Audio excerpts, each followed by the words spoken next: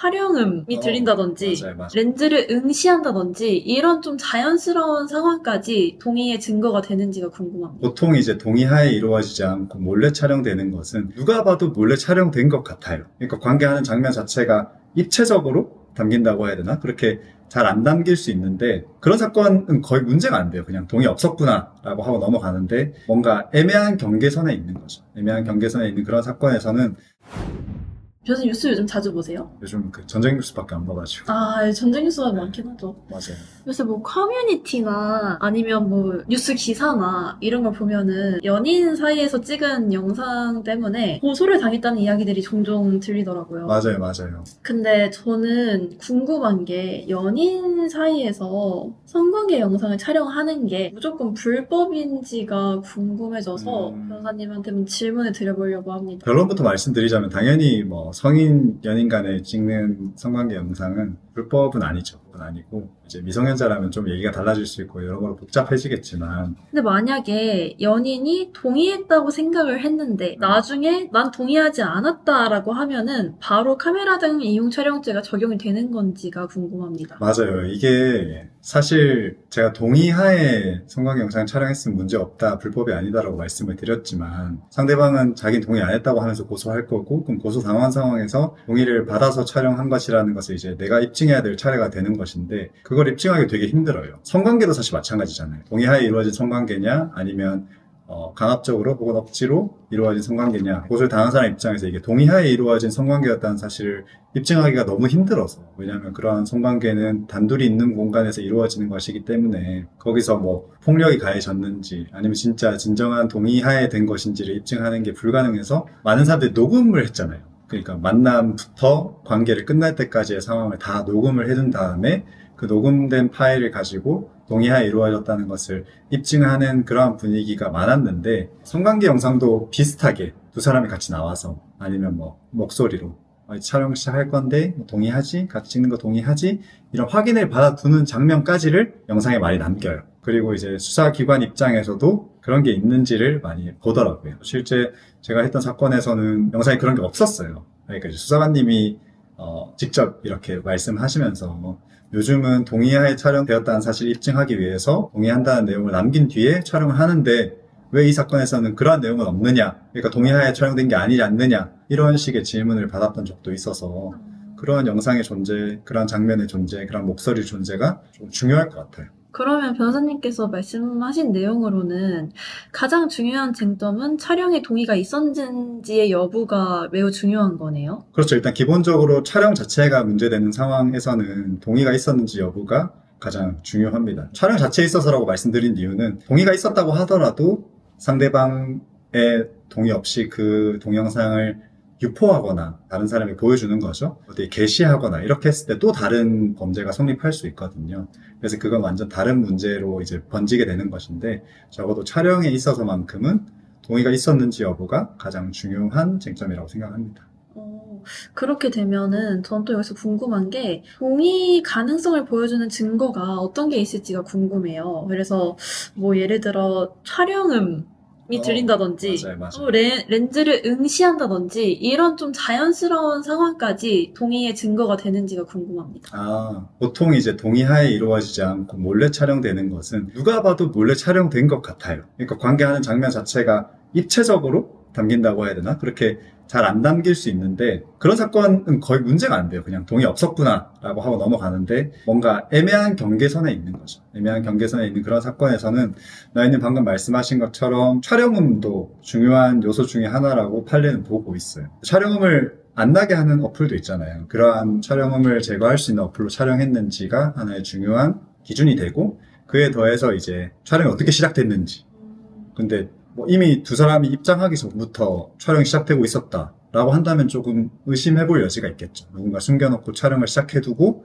그 방에 들어온 것이라고 의심해볼 수 있겠지만 두 사람이 같이 들어와서 한 사람이 휴대폰을 꺼내서 촬영을 누른 상태에서 이 각도를 조정하거나 이렇게 해서 거치를 해둔 다음에 성관계를 시작했다거나 아니면 이제 상대방도 그 카메라를 응시를 했다거나 그 카메라에 관한 이야기를 나누었다거나 이런 정황들을 가지고 동의가 있었는지 여부를 판단하기 마련입니다.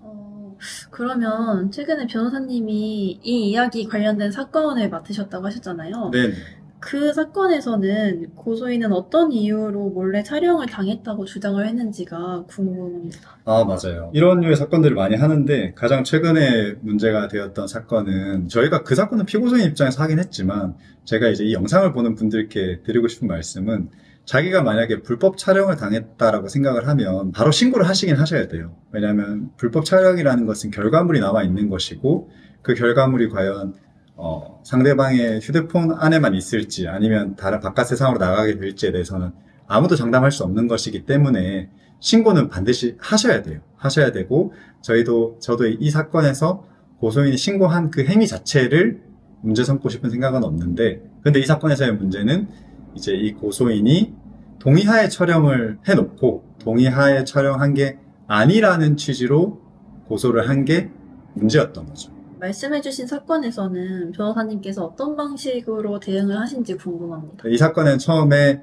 포렌식 절차에 참여를 했어요. 그 압수당한 휴대폰에서 문제되는 사람과의 성관계 영상을 경찰이 다 추출을 해놓고 이제 기다리고 있었던 거죠. 그 영상들을 하나하나 보면서 찾아냈죠. 그러니까 그 영상 시작할 때 소리가 나는지, 끝날 때 소리가 나는지, 그 영상이 어떻게 시작이 되는지, 누가 카메라를 어디에 갖다 놓아서 촬영을 시작하고 있고 상대방은 그걸 인식할 수 있었는지, 그리고 영상을 촬영할 때, 성관계를 진행할 때 상대방이 그 영상 촬영 사실을 알았는지 몰랐는지 이런 것들을 다 영상 번호, 날짜, 그리고 몇 분쯤에 어떤 내용이 나오는지 뭐 이런 것들을 보면 동의가 있었다고 볼 수 있는지 없는지 이런 것들을 다 메모해가면서 포렌식 절차에 참여를 했고 단 하나의 영상도 동의가 없이 촬영된 게 없다. 그런 방향으로 조사에 입회해서 진술을 하실 수 있도록 조력을 했습니다. 포렌식 과정에서도 변호사님이 개입하는 게 굉장히 중요할 수 있겠네요. 이런 사건에서는 그 영상에 담겨있는 그 의미도 잘 분석할 필요가 있기 때문에 변호사의 역할이 좀 더 중요해지는 거죠. 직접적인 동의가 아니어도 카카오톡 메시지 같은 것도 이제 중요한 증거가 될 수 있는지가 궁금해요. 맞아요. 약간 묵시적 동의? 그런 것들 어떤 식이냐면 일단 영상 자체만 놓고 봤을 때는 좀 애매한 거예요. 남자가 먼저 들어와서 촬영 시작한 다음에 카메라 거치해 두고 여자가 들어와서 성관계하면서 촬영했고 여자가 먼저 씻으러 가고 남자가 이제 카메라를 정리해서 가는 뭐 이런 상황도 있을 수 있잖아요.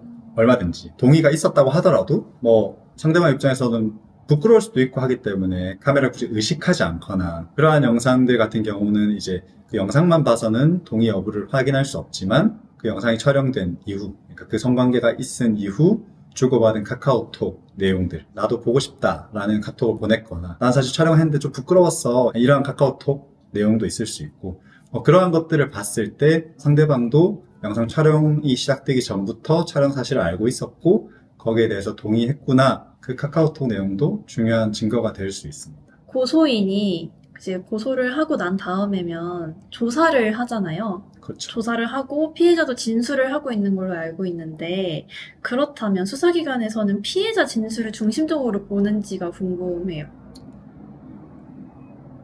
맞아요.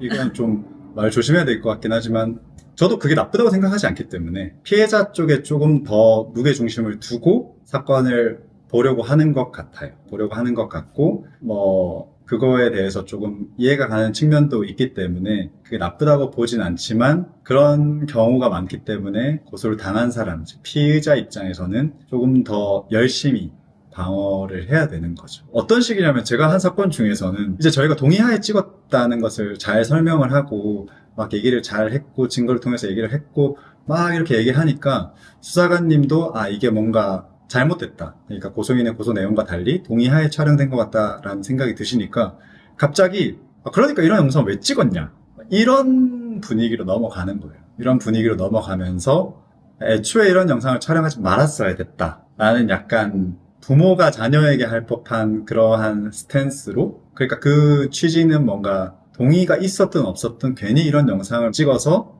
이러한 문제가 생기게 만들었냐라는 취지의 질책까지 하는 근데 사실 이거는 제가 처음에 말씀드렸던 것처럼 당사자들 동의하에 찍은 성관계 영상은 전혀 불법도 아니고 그게 저는 사회상규상 문제가 된다고 생각하지도 않아요. 그런데 이제 수사관님이 그렇게 피의자에게 말씀하시는 건 저는 조금 적절하지 않다라고 생각이 들기도 했지만 어쨌든 이제 그런 얘기도 나올 정도로 그 영상으로 인한 피해자가 입을 피해에 조금 많이 방점을 두고 수사를 진행하시는 것 같았다는 느낌을 받았고, 그 외 다른 사건에서도 좀 그런 느낌 많이 받습니다. 사실은 동의하에 찍었고 우리 의뢰인은 성인이고, 그렇기 때문에 동의하에 찍은 영상을 사후적으로 동의가 없었다고 주장을 하면서 고소를 한 고소인이 잘못된 것이지, 우리 의뢰인은 아무런 잘못이 없다라는 것이 저의 기본적인 입장이었지만, 저도 이런 영상 촬영으로 인해서 후속적인 문제가 발생하는 경우를 너무 많이 봐왔기 때문에, 그냥 저도 가능하다면 주변 사람들에게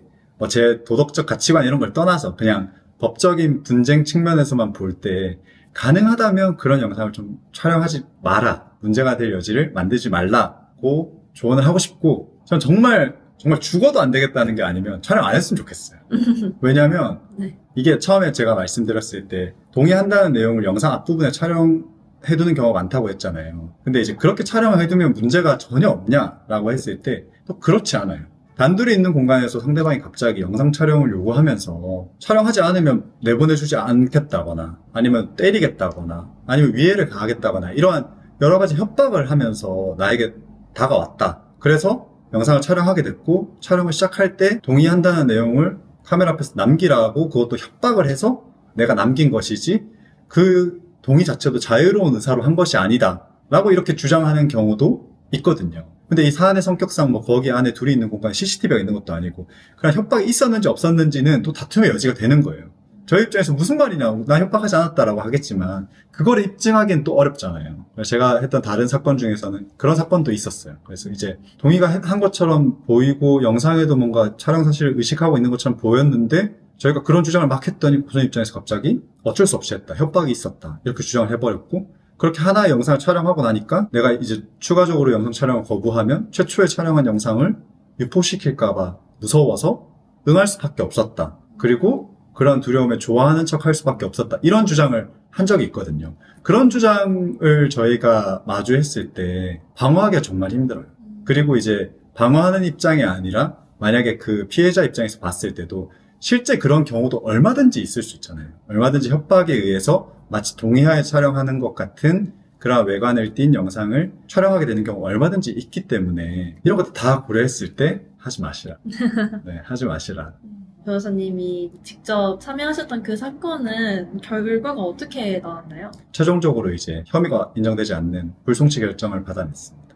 그런데 제가 알기로는 이 사건에서 여기서 끝난 게 아니라고 알고 있습니다. 아, 맞습니다. 네, 상대방을 무고죄로 고소했다고 들었는데 맞아요. 어떻게 된 건가요? 이 사건은 조금 변호사로서도 좀 고소인이 조금 너무한다라고 생각을 했던 게, 그 고소로 인해서 의뢰인은 직장도 그만둬야 됐고 집에도 이 사실이 알려져서 사실 부모님들과 가족들이 굉장히 큰 스트레스를 받았거든요. 그 영상을 가족들에게 보여줄 수는 없으니까 이게 진짜 동의하에 촬영된 거다, 이거 봐라 할 수 없는 거죠. 그러니까 그 과정에서 의뢰인은 너무 큰 고통을 겪었는데, 이제 그러한 고통의 시작이 고소인의 좀 허위 신고, 허위 고소였다라는 사실 때문에 의뢰인도 너무 힘들어하고 해서, 제가 생각해도 이건 조금 정도를 넘은 것 같아서 무고죄로 고소를 하게 된 것입니다.